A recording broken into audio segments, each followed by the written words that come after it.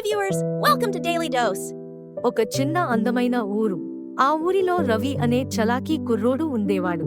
రవికి బెలూన్స్ అంటే ఇష్టము. బెలూన్స్ కొనేందుకు పిగ్గీ బ్యాంక్లో డబ్బు సేవ్ చేసేవాడు. ఒక రోజు పార్క్లో బెలూన్స్ అమ్మే వ్యక్తిని చూసి చాలా హ్యాపీ ఫీల్ అయ్యాడు. ఆలా తను సేవ్ చేసిన డబ్బులతో బెలూన్ కొన్నాడు.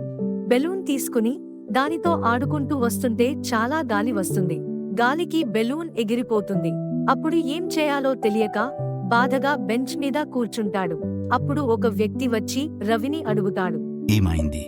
నా బెలూన్ పోయింది అని జరిగిన విషయం మొత్తం చెప్తారు.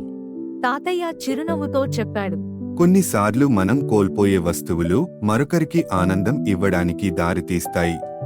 కొన్ని గంటల తర్వాత రవి తన ఇంటికి వెళ్తూ ఒక చిన్నారి ఆ ఎరుపు బెలూన్తో ఆడుకుంటున్నది చూశాడు. రవి మొదట ఆశ్చర్యపోయాడు, కాని వెంటనే తాతయ్య చెప్పిన మాటలు గుర్తుకొచ్చాయి. ఆ బెలూన్ ఆ చిన్నారి ముఖంలో చిరునవ్వులు తెచ్చింది. కథ నుండి నేర్చుకోవాల్సింది, కొన్నిసార్లు మనం కోల్పోయినవి మనకు ఒక కొత్త ఆనందం తీసుకువస్తాయి. Bye bye. See you again.